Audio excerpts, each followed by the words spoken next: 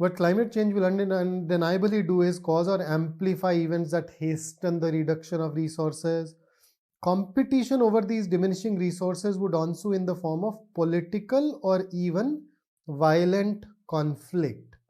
So, the competition over these the competition over these resources, that can take a form of being take a form of political or violent conflict.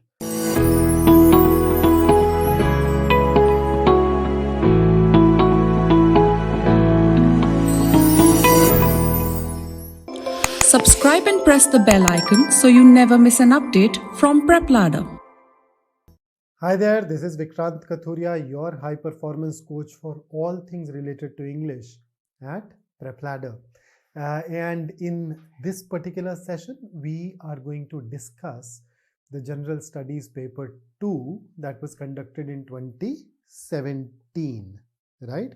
So I'm looking at Series A. In case you had some other series, you can probably work with that and then go ahead and act accordingly or solve it accordingly. Otherwise, the simplest thing to do is you can download this from the UPSC website and you can go ahead and work with me on this, right? So I am going to take you through all the English related questions in this particular session, and then of course we'd leave the other questions for the other sessions. So let's start. So right off the bat, we do have 8 questions based on 8 passages. So let's go ahead and deal with this. So the very first one is about climate change, and you'd notice a trend. I mean, over the last few years, you'd see that climate change has kind of been given a lot of importance in the exam. So let's check.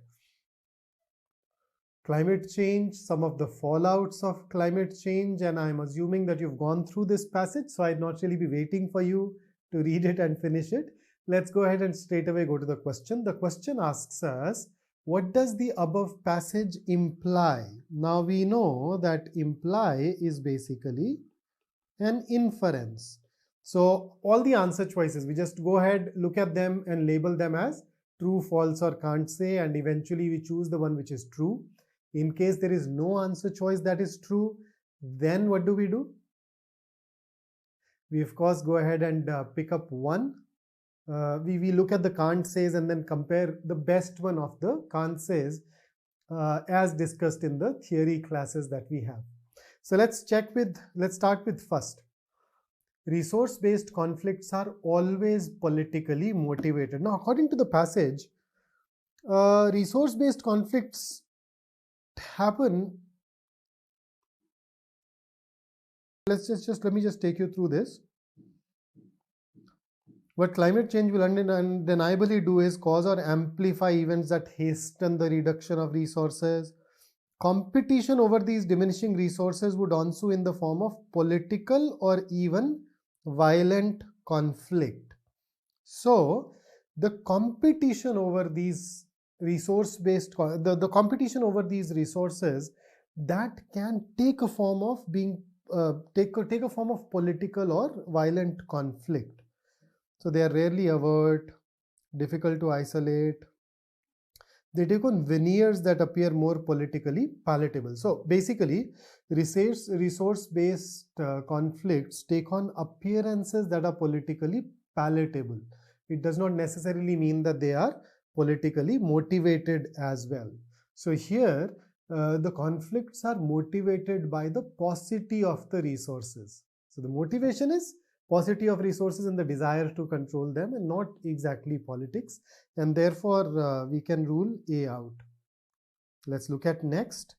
There are no political solutions to resolve environmental and resource-based conflicts. Now, the passage says that there is going to be a conflict, right? It does not say that there cannot be a political solution to it. So there may not, and therefore we'd actually label it as can't say. Let's look at C. Environmental issues contribute to resource stresses and political conflict. Absolutely yes, it is supported by the first few lines of the passage. And then let's look at fourth.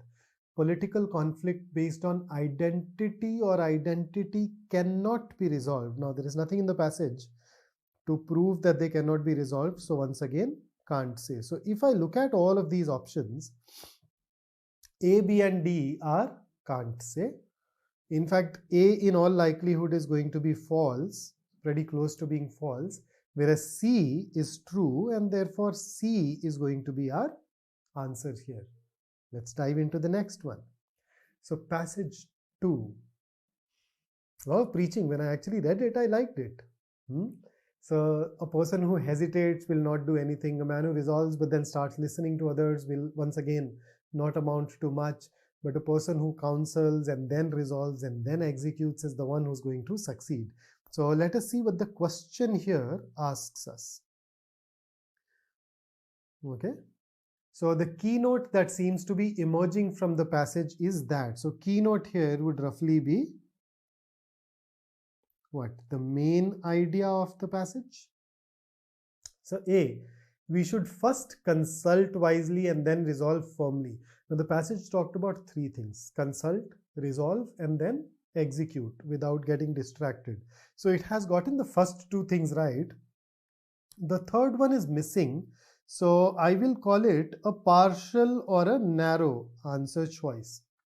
Let's look at B. We should reject suggestions of friends and remain unchanged.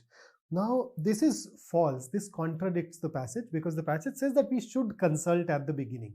So it's not that we reject the suggestions. We take all the suggestions at the beginning before we resolve. So B can be eliminated. C, we should always remain broad-minded. Not always. At the beginning, at the stage of consultation, yes. But thereafter, no. So it once again contradicts the passage. D, we should be resolute and achievement-oriented. We should be resolute, yes. But achievement-oriented has not been mentioned in the passage. So that goes beyond the scope of this particular passage. So this is also eliminated. So A turned out to be the best answer choice, mind you. Otherwise, ideally, we would also want to write in execution. But then, as it happens, you and I are supposed to pick up the best answer choice of the lot. Nothing more, nothing less. Let's look at the next one. So passage 3 talks about Arctic and sea ice, winter freeze, right? And then connects it all to polar bears. So which among the following is the most crucial message conveyed by the above passage? Climate change has caused Arctic summer to be short but temperature to be high. Now, according to the passage, the period of the summer melt has lengthened. The period of the summer melt has lengthened. The passage does not say that the summer has been short or lengthy directly, but if I have to infer something, I'd rather infer that the summers have gone on to become longer, right? Although, as I said, it's not directly mentioned. So it's definitely not going to be short. So this contradicts, in a way, contradicts the passage, and therefore you can eliminate option A. Let's look at option B. Polar bears can be shifted to South Pole to ensure their survival. We don't know that. All we know is that their survival there is threatened. Will shifting them to South Pole ensure their survival? Are the conditions similar, identical? Are they going to be as good a fit for the other side of the earth? Literally? We don't know. Besides, it is not the core message of the passage either. Okay, C. Without the presence of polar bears, the food chain in Arctic region will disappear. Oh, not at all. What is it that the passage tells us? The passage says that there is a food chain, right? And right at the top of this food chain, we have polar bears. Fair enough? Now, the passage says, undermine the whole Arctic food web. So it undermines the whole Arctic food web, atop which stand polar bears. So if the things below get adversely affected, polar bears will also get adversely affected. Now, if the polar bears get affected, if the polar bears are no longer there, will the food chain below them also disappear? No, it's usually something that's a change that happens at the bottom affects what is at the top. A change that happens at the top may just lead to a proliferation of some elements here. So it's not that the food chain will disappear. and therefore C can be eliminated. D, climate change poses a threat to the survival of polar bears. Absolutely yes. The last couple of lines bear this out, and therefore D is true. So there's only one answer choice which is true, and therefore I don't even have to worry about narrow and broad here, thankfully. Let's move over to the next set. So passage 4. So people prefer open defecation. So what needs to be done in order to change their behavior? That is the focus of this passage. So the most crucial message conveyed, let's check. The ideas of purity and pollution are so deep-rooted that they cannot be removed from the minds of the people. So we have a problem with cannot. If they cannot be changed, why will the author here suggest that we need to fight these prejudices? And therefore, A can be eliminated on the basis of this cannot. Okay, B. People have to perceive toilet use and pit emptying as clean and not polluting. So according to the passage, people have these certain ideas of purity and pollution, and we need to confront these and deal with them properly. So they think of pits and septic tanks, they need to be emptied. So not wanting pits or septic tanks to fill because they have to be emptied. So they somehow think of these as impure or polluting, right? But if we can make them perceive that they are not impure, that they are not polluting, then we have a shot. So B can be one answer, likely answer. Okay, see, people cannot change their old habits. Then why would the author write this passage? D, people have neither civic sense nor sense of privacy. Is that a crucial message being given? It's an allegation. In fact, the crucial message is that we take on the prejudice that people have and then make them use those toilets. It's not about the fact that they lack civic sense. In fact, here the reason is their ideas of purity and pollution. It's not civic sense, right? And so D can also be easily eliminated. So the best answer choice that we have here is option B. Let's look at the fifth passage. Okay, GDP has increased, but inclusive wealth has not increased in the same proportion.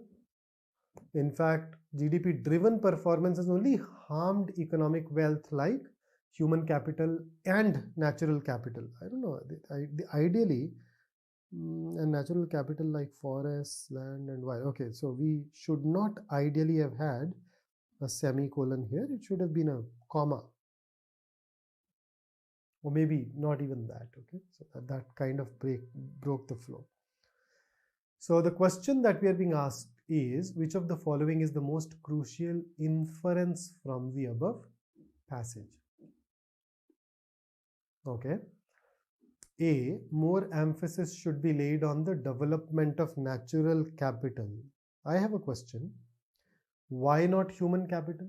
I mean, there are two things which are being mentioned explicitly as examples besides that inclusivity. Okay, it is not limited to these two things. See, inclusive wealth like human capital and nature capital. So there can be more forms of inclusive wealth as well. So out of all those, why only the natural capital? And similarly, I can also eliminate D giving the same reason. Why only human capital? Why not natural or nature capital, natural capital, and the other forms of inclusive wealth? Okay, so with A and D out, let's look at B and C. The growth driven by GDP only is neither desirable nor sustainable. Okay. The economic performance of the countries of the world is not satisfactory. So we need to choose one of these two. Now, if I look at the economic performance purely by GDP perspective, then I think it has been pretty satisfactory. So the problem that we have is not with economic performance per se. The problem that we have is with the fact that it has not been inclusive. It could be satisfactory. What is dissatisfactory is that it is not inclusive, and therefore we can eliminate C. That's why B. We want it to be inclusive. Without it, it is not even going to be sustainable. So, yep, B it is. Let's look at sixth.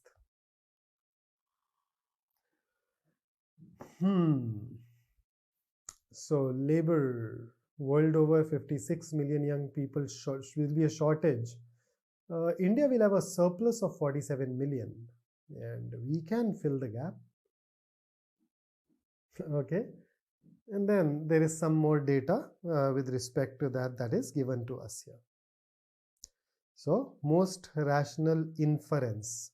A, India must control its population growth so as to reduce its unemployment rate.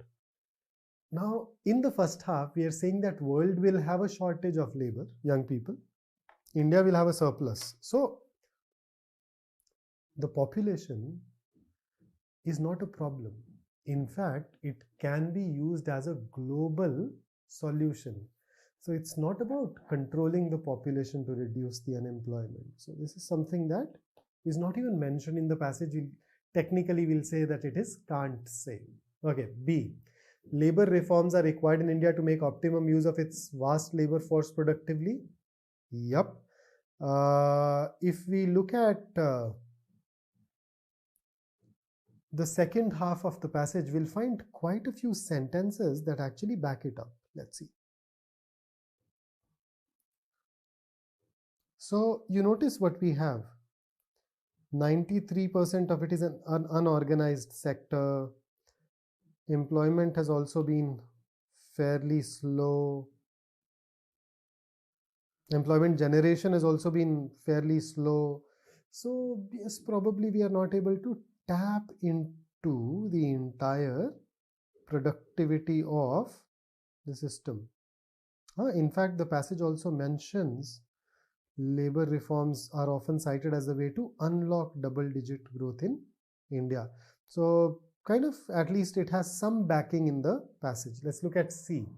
India is poised to achieve the double-digit growth very soon. No. According to the passage, it depends on labor reforms. So if those reforms are undertaken, then it will happen. If those reforms are not undertaken, then there is no guarantee, right? So it's once again can't say. B was true, C is can't say. Let's look at D.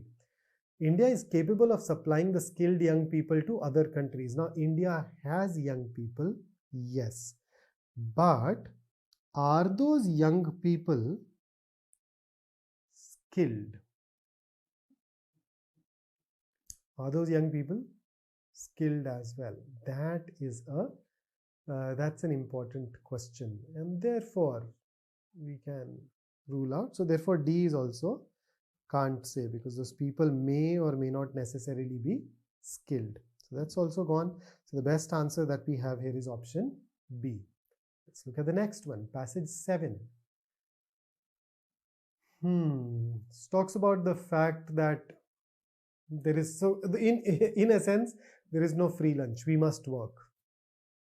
Okay. So the main idea of the passage is that it is essential for human beings to work.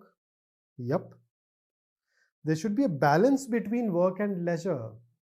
The last sentence says that we have to settle this. This in itself tells us that it has not really been settled yet. So B can be eliminated using this. Working is a tyranny which we have to face. Ooh, that's a strong word. The author is not being this negative about working. So there is a tone mismatch in a way. And therefore you can eliminate it. Then humans' understanding of the nature of work is essential. It's not even mentioned in the passage and can therefore be once again eliminated. So the best answer choice is option A. Let's dive over to our next question now. So it talks about habits and how those habits make our life easy. In fact, that actually makes me think we can at times be creatures of habit. And in my viewpoint, I actually agree with the passage that habits help us a lot. But then there are times when we have those bad habits and they also harm us or damage us a lot. And if we start thinking of those habits as personality traits of ours, then that at times makes the change difficult. Not written in the passage, but this at least made me think of all those things. Okay, so 8th, the author suggests that habits tend to make our lives difficult. That's contradictory. So we can eliminate this. They add precision to our lives. No, precision has not even been mentioned in the passage. The passage, let's talk about makes life simple. Precision is not something that's added anywhere. They make it easier for us to live. Yup. They tend to mechanize our lives. No. Habits simplify the mechanism of our lives. It does not mean that they mechanize it, that they convert it into a machine and we have all these preordained steps. So somehow this has that negative connotation which the passage does not have, and therefore D can also be eliminated. So the best option is option C. So the first 8 questions are done. Let's go ahead and explore the next set of questions now. So here we go. 7 items based on 7 passages. So 1 passage, 1 question. So passage 1. Lovely, isn't it? Wonderful sentiment. So the challenge the author of the above passage throws to the public is to achieve A high standard of living, progress and privileges. Now if you notice, the passage says that we need to live up to a high standard, okay? We need to live up to a high standard. It does not say that we need to have a high standard of living. That's a distortion. High standard of living is when you have a lot of fancy stuff that money can buy. So A is a distortion, can be ruled out. How about B? Equal privileges, fulfillment of destiny and political tolerance. So equal privileges, yes, but then let's look at this part. Fulfillment of destiny. Now this is not a challenge in itself, right? If we take care of the challenges presented in the passage, then we can fulfill our destiny. So taking care of all those challenges will culminate in the fulfillment of our destiny. The fulfillment of destiny is not exactly a challenge, it's the goal. Political tolerance, yes. So once again, we have 2 of these things which are given, but then this part can be ruled out. How about C? Spirit of adventure and economic parity. Where is this given? Adventure is not mentioned. For that matter, even economic parity has not been mentioned. And therefore, this can be eliminated. Hard work, brotherhood, national unity, absolutely yes. All of these things are mentioned. Okay, so we have hard work ahead.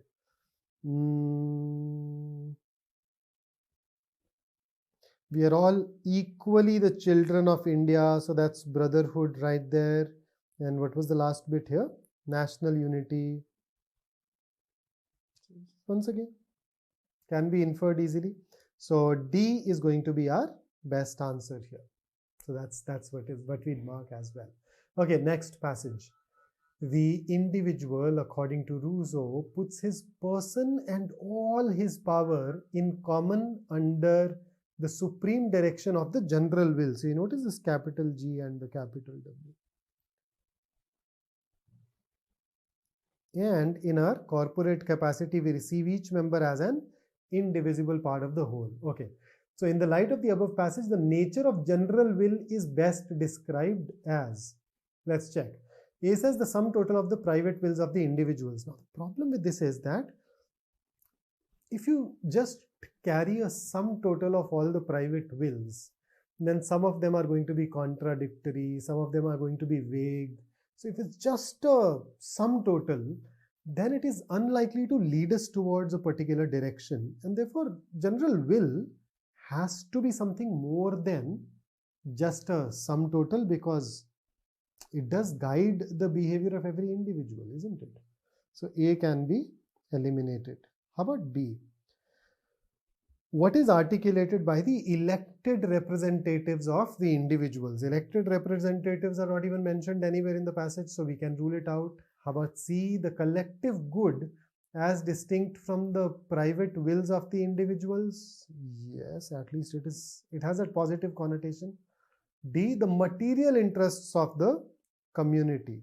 So if we look at this, Why only material interests? In the passage, general will has been thought of as something positive and all encompassing.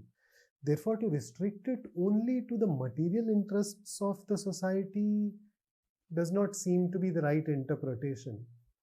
Okay, so the difference between C and D is where C is talking about the interests of the society, the collective good of the society, and it's not limiting itself to material interests, whereas D is limiting itself to material interests. So there's nothing in the passage that says that we need to limit, and therefore D is ruled out. C should be the best answer choice for us. Let's look at the next one. Okay, pretty small passage actually. Both of these, second and third, both of them were a sentence long. So what does the above passage imply? Let's check. In a democracy, force is the main phenomenon in the actual exercise of sovereignty.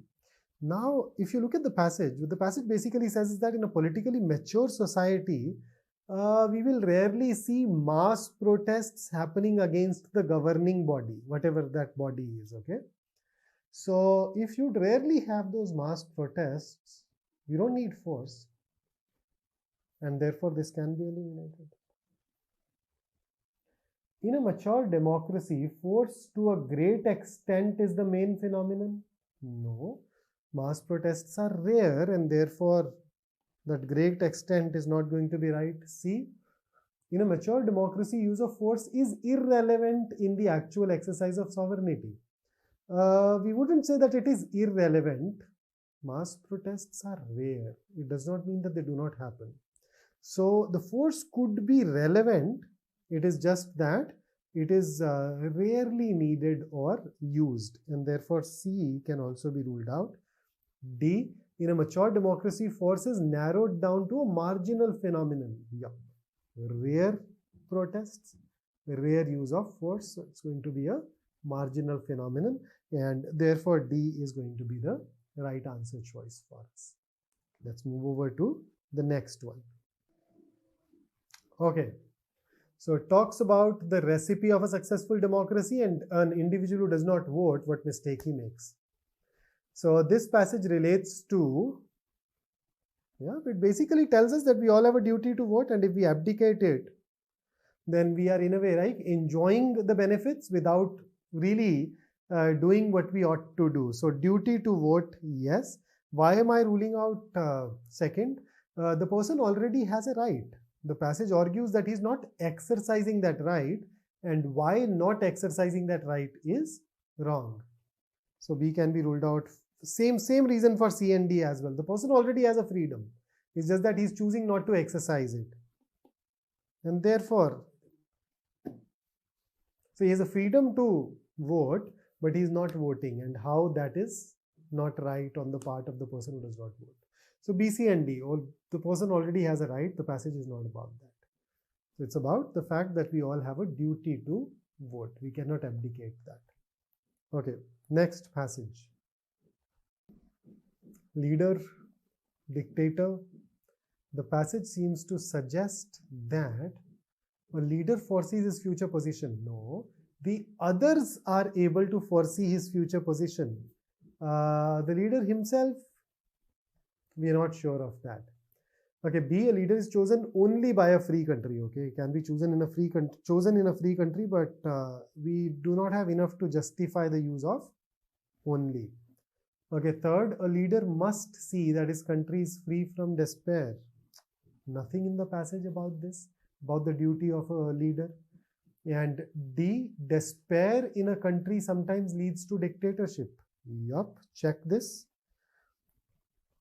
But this is not always true in the case of a dictator. Often he reaches the position of power through chance, very often through the unhappy state of his country.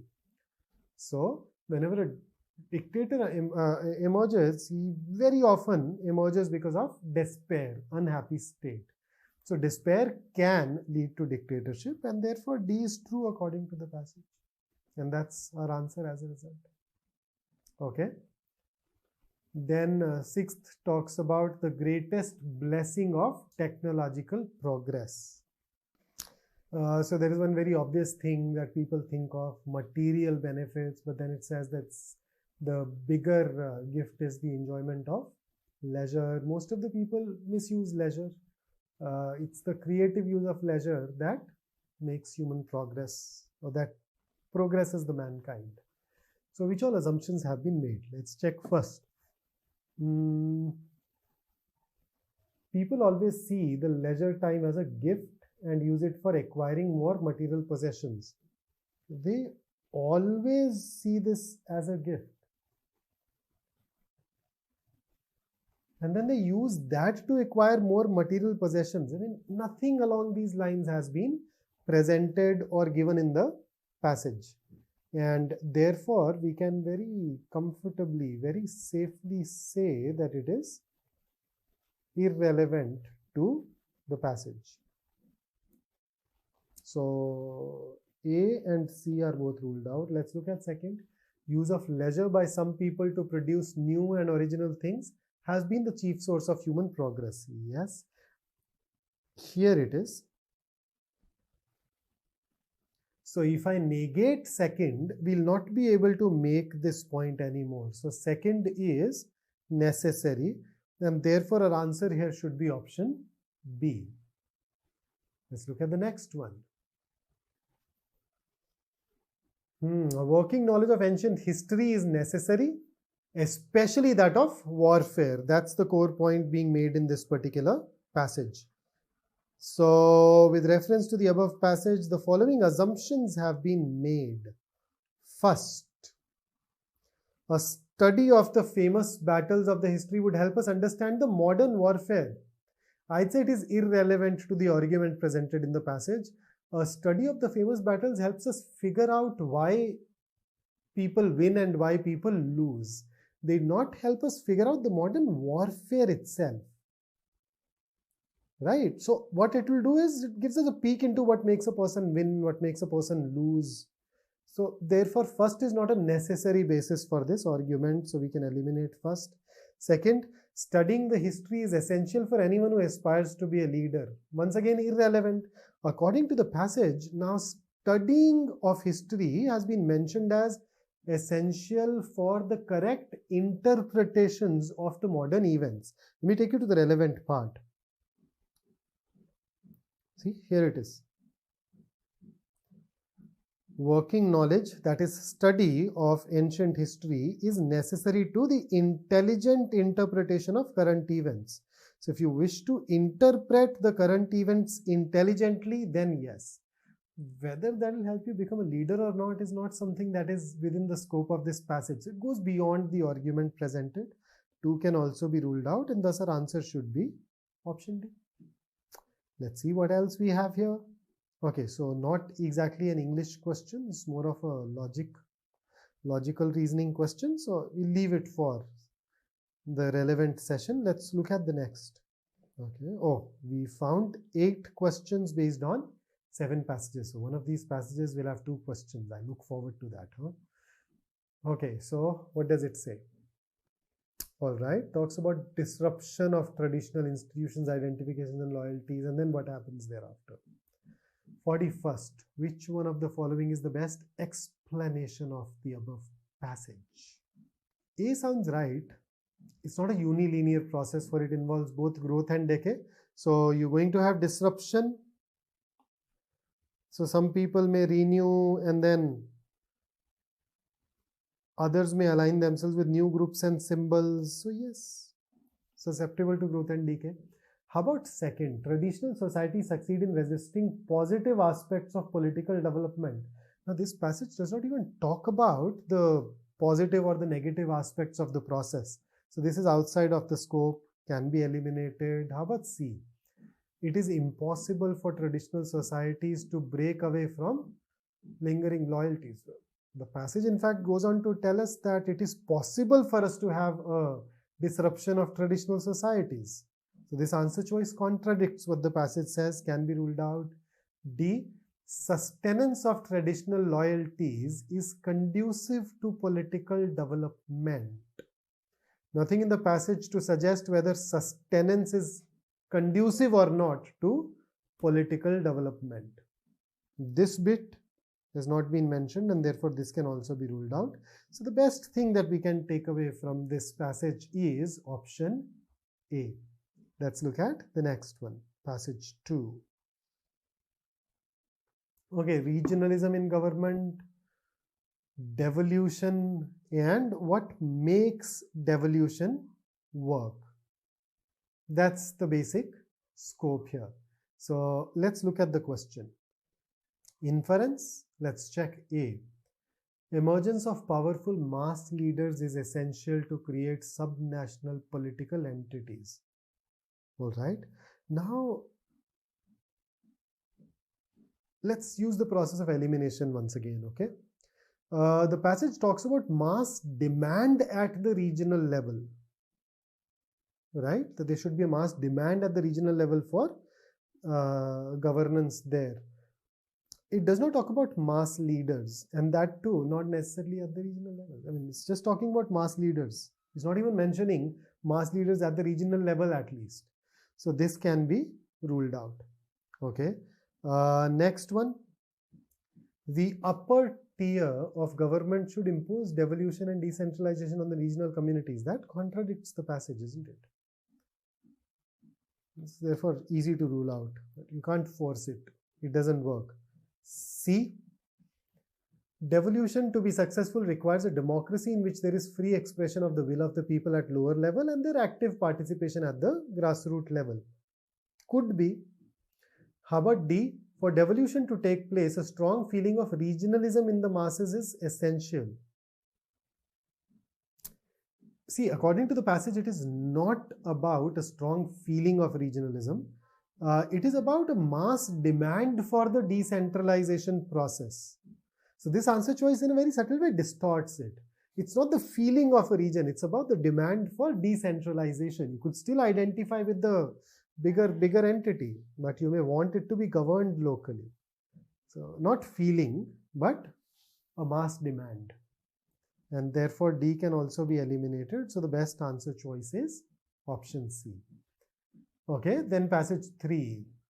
Let's read it together. I'd love to. I mean, the kind of time that you notice a lot of other people around you in your family, in your peer group, the amount of time that people have been spending online, and then with the latest announcement of Facebook that they're looking at a metaverse. These things have actually gained currency. So let's see. We live in digital times. The digital is not just something we use strategically and specifically to do a few tasks.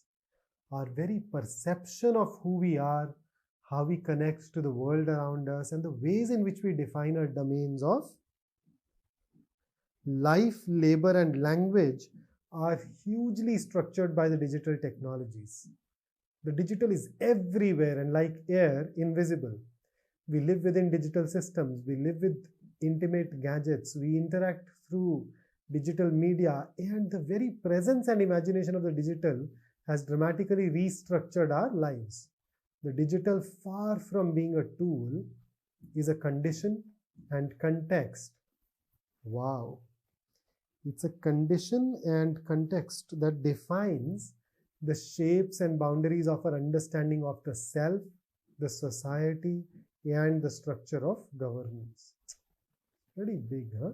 How disruptive technology has been and how oblivious we can be to it. So most logical and essential message. Let us check. A. All problems of governance can be solved by using digital technologies. Now, according to the passage, digital defines the structure of the government. See, does that mean that it is going to take care of all problems as well? We don't know that yet, and therefore A can be eliminated. Speaking of digital technologies is speaking of our life and living. Yes, it kind of dictates how we live our life. It has restructured it. Here it is. So maybe, let's look at C. Our creativity and imagination cannot be expressed without digital media. Okay. So when digital media was not there, people were still creative. So what digital has done is that it has changed the way in which people express their creativity. It is not that we cannot be creative or imaginative without that. So C can also be ruled out. Use of digital systems is imperative for the existence of mankind in future. Is it necessary? Mankind survived without digital in the past.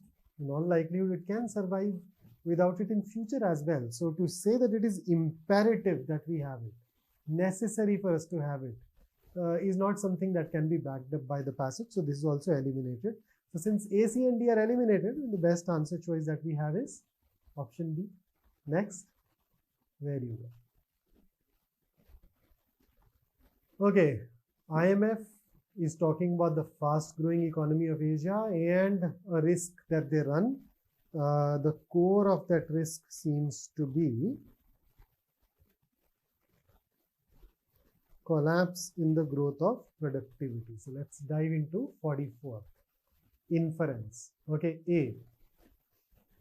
Once a country reaches middle income stage, it runs the risk of falling productivity, which leads to stagnant incomes. Yes, backed up by the last few lines.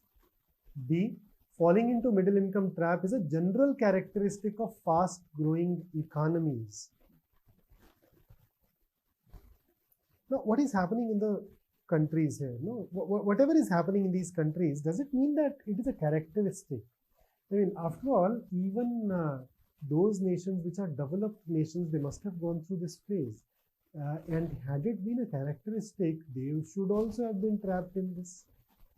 So, to call it a general characteristic, a defining feature, an essential feature, that is not going to be right. C. There is no hope at all for emerging Asian economies to sustain the growth momentum. The passage is only talking about fast growing economies of Asia. It's not talking about emerging Asian economies. Therefore, I think we can rule this out. Moreover, the passage also says, even if I take it that, okay, they're talking about fast growing economies, the passage says that they have a risk of falling into this trap. So if you have a risk of something happening, then it's all about probabilities, right? So you have a chance, there's a possibility that you would get into this trap, but then there is also a possibility that you do not get into or do not fall into that trap. So to say no hope will be a bit too much. So C can be eliminated. How about D? As regards growth of productivity, the performance of Asian economies is not satisfactory. Now, this is talking about all the Asian economies, whereas the passage is talking about only the fast-growing economies of Asia. So, it's a generalization. So, once again, it has to be can't say, so this can be ruled out. And thus, I'd say the best answer choice that we have is A, is the only one which is true on the basis of the given passage. Look at next. Innovative India will be inclusive, and then we need R&D and this and that. All right. So we are once again being asked to pick up an assumption that is inherent in the passage that is given to us. So let's check A. Innovation and R&D is the only way to reduce rural to urban migration. Now, the moment I see words like all, only, never, these are extreme options, and they're usually not right.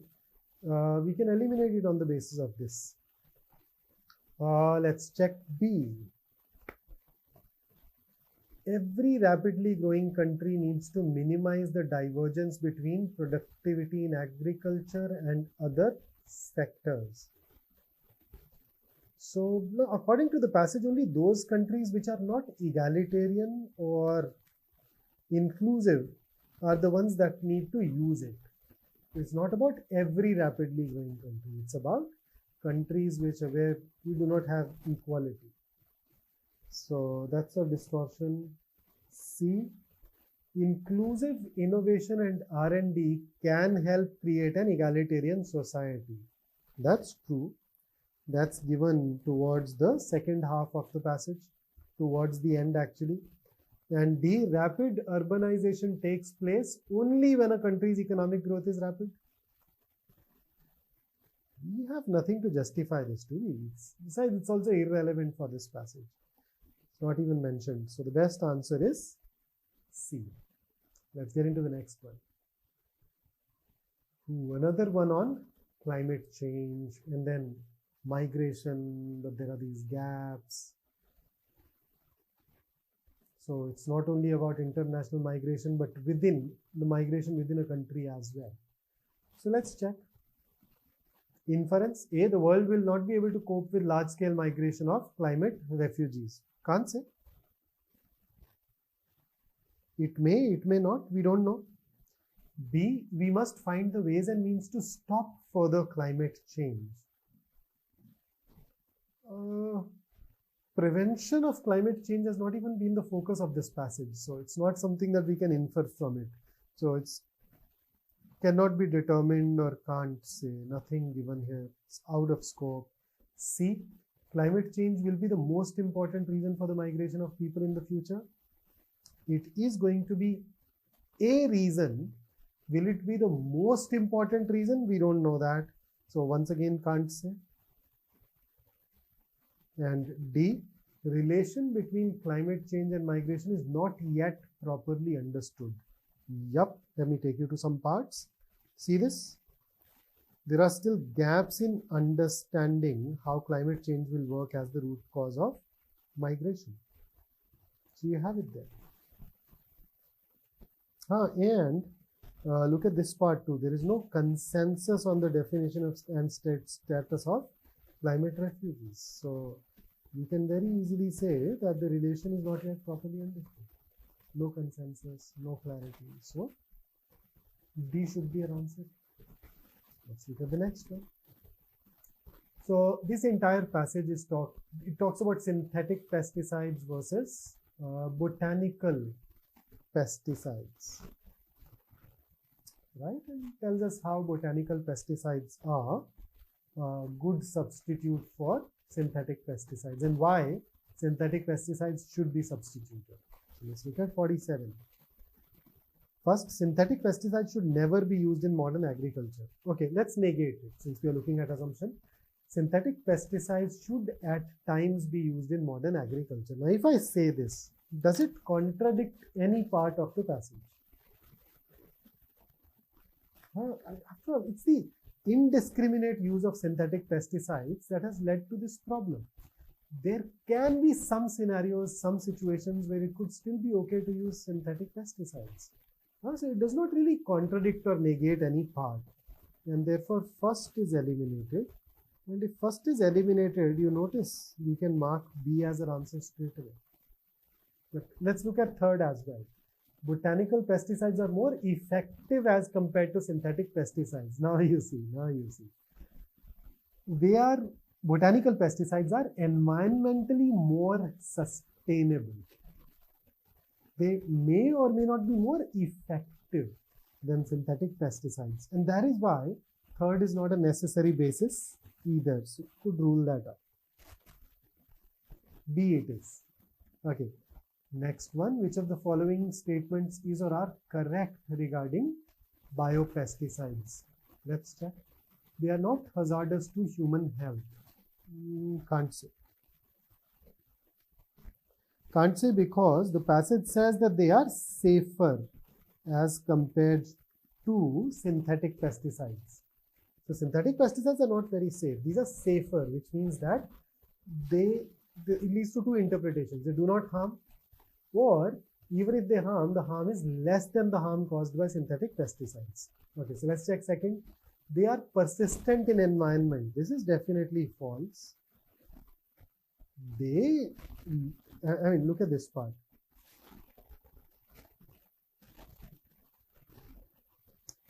They are biodegradable. Moreover, check this. They break down into harmless compounds within hours or days in the presence of sunlight. So this very clearly is false. And third, they are essential to maintain the biodiversity of any ecosystem.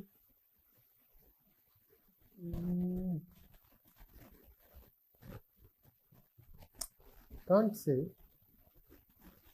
They do help, but are they essential? And that too for any ecosystem? Can't say. So give me neither and I can mark it, but we don't have neither as our option. So let's choose, and we can definitely not pick up any answer choice which has second, right? So that leaves us with A and C. So in both, I'm forced to pick up 1. In C, apart from 1, I'd also be forced to pick up 3. So why pick up 3 when we know it is can't say? Let's pick up 3. That's going to be our best answer choice here. So you notice I just work with the options, okay? Only when the options force me to think hard, think long, that I do that. Otherwise, I don't. Okay, then this isn't English. Let's look for English questions.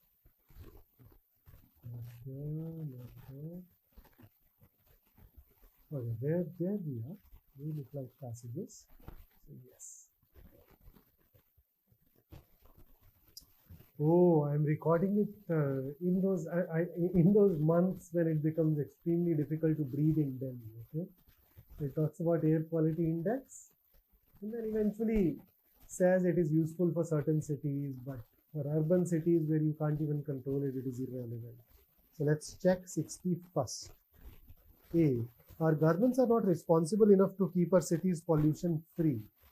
The governments may be responsible, but they may not be in a position to control all the factors. Remember, there are times when the pollution can actually be caused by international events. So, despite being responsible, this can still happen. So, this is can't say. Okay, B. There is absolutely no need for AQI in our country. Well, it is needed for those cities where the pollution remains low most of the times, but then there are days when there is a sudden spike. It is useful there. So no need. It's actually false. It is needed in some cities for sure.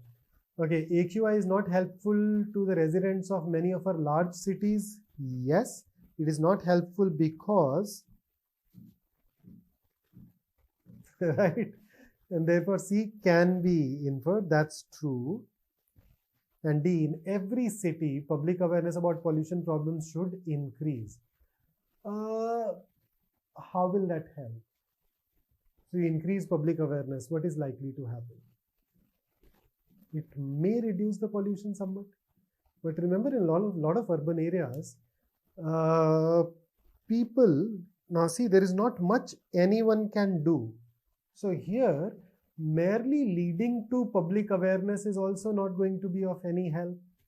And therefore, this is not suitable for every city. Suitable for maybe some of the cities, but not for every city. So you can call it false, and therefore the best answer for us here is option C. Let's dive into our next passage.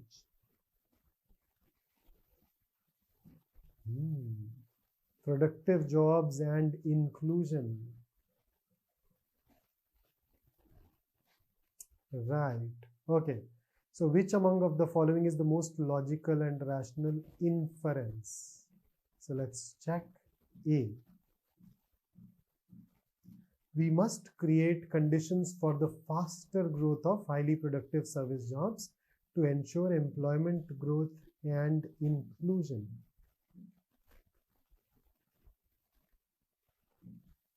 Now, according to the passage, we fundamentally want two things, right? Growth and inclusion. These come through productive jobs. So we want them to have more productive jobs. That's one. At the same time, if we improve the productivity of agriculture too, then that can also help, right? So in A, we are limiting it to service jobs. In B, we are ignoring agriculture. In C, we are taking care of all of these things together. And in D is irrelevant to whatever is mentioned here. So the best answer for us will be C. Increased productivity, growth, inclusion. That's the target, right? Let's move over to the next one. So we are talking about a particular way of using land that is going to be better. And there are a couple of examples given and a couple of scenarios where some data have been provided to suggest why that is better. So let's check for inferences, let's look at A. Agricultural practices that enhance biodiversity can often increase farm output and reduce the vulnerability of disasters. Okay, this is true. This can be backed by quite a few lines of the passage. B. All the countries of the world should be encouraged to replace eco-agriculture with conventional agriculture. Oh, in fact, conventional one has not been as good. See? Less damage than farms using conventional techniques. So this is the opposite of what we want. So that's false. C. Eco-agriculture should be permitted in protected areas without destroying the biodiversity there. It's not even mentioned in the passage. So can't say. D. The yield of food crops will be very high if eco-agriculture practices are adopted to cultivate them. How do we know about the yield of food crops? See, food crops have not been discussed. The passage does talk about the increase in the income of farmers who engage in such practices though, but is that increase in income occurring because of a higher yield? Not given. So this is also can't say. So there's only one answer choice which is true, and that's A. Therefore, that is going to be our answer. Let's look at the next passage. So medium-term challenge for Indian manufacturing. And then the difference between medium tech and high tech. Right? Okay, so we are once again looking for an inference. So let's see. A. India's GDP displays high value added and high productivity levels in medium tech and resource processing industries. It's actually false. India needs to move into higher value added sector according to the very first sentence. So we're not already there. That's a challenge for us. So this is actually false. Next, promotion of capital and technology intensive manufacturing is not possible in India. Can't say. India needs to do that. So it is possible.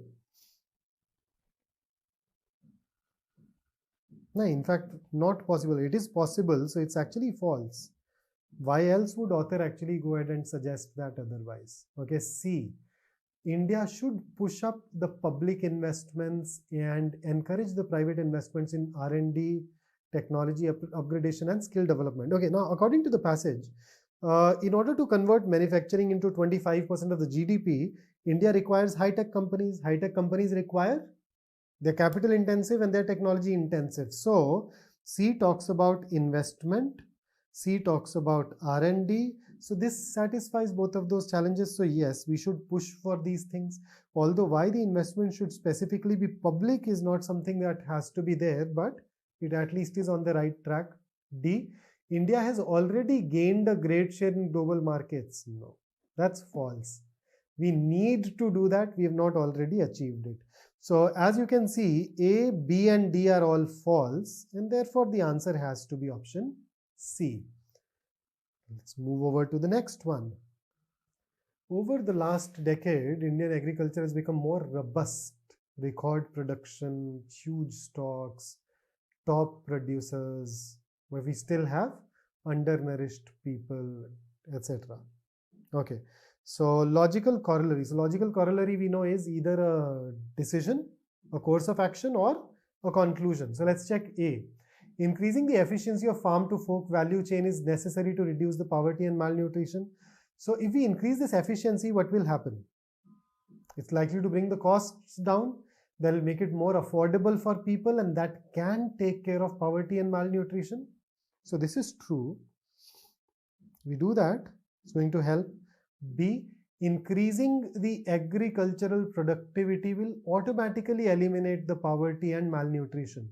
We have done it in the past, yet poverty and malnutrition remain. So this is false. This is definitely not going to be our answer. C. India's agriculture productivity is already great and it is not necessary to increase it further. See, we still have malnutrition, we still have poverty, so increase won't hurt, and therefore this is also false. We can eliminate this. Where is the fourth answer choice? Okay, here it is. Allocation of more funds for social welfare and poverty alleviation programs will ultimately eliminate the poverty. That's irrelevant to the passage, right? We're talking about agriculture, its productivity, and the persistence of malnutrition and poverty. It's not about just poverty alleviation, right? It's not even talking about agriculture at all, so that goes outside of the scope of the passage, so that's can't say, and therefore the best option will be A. Let's dive into the next one. The states are like pearls and the center is the thread which turns them into a necklace. So it's only when states and centers come together that you have something magnificent. So if the thread snaps, the pearls are scattered. Which one of the following views corroborates the above statement, supports it, strengthens it? So strong center and strong states make the federation strong. It does not even talk about their coming together as a necessity, right? B, a strong center is a binding force for national integrity, thread without which you can't have it. So that's true. That appears to be pretty correct. A strong center is a hindrance, false. State autonomy is a prerequisite for a federation. Nothing of this sort has been mentioned. So I think we could have been confused between A and B, but B is better as it talks about the utility of the center in a federal structure and how center is extremely important. Okay, next. Okay, let me make it easy for you to interpret it. Instead of he, let's read it as person. And suddenly you'd notice, make it easy for you to understand it. This old English, so I fixed it for you. So really, I think that the poorest person that is in England has a life to live as the greatest person, and therefore truly, I think it is clear that every man that is to live under a government ought first by its own consent to put himself under the government. And I do think that the poorest man in England is not at all bound in a strict sense to that government, that he has not had a voice to put himself under. Okay. The above statement argues for distribution of wealth equally to all. No. Rule according to the consent of the governed. Yes. It says that you need to put yourself under the government out of your own consent. And then you're not bound to a government that does not give you a voice. So once again, consent. So B, yes. Rule of the poor. No. Expropriation of the rich. No. So the best answer is B. So that is it. We have gone ahead and looked at all the questions of CSAT paper 2 that was given to us in 2017. I hope that it helped you in finding out why a particular answer choice is right, and even more importantly, why the wrong ones were wrong. So let's apply this thought process and I'm sure you can move towards greater accuracy. That's it from me for the day. Have a great time ahead. Stay safe, stay focused, and stay in touch. Take care.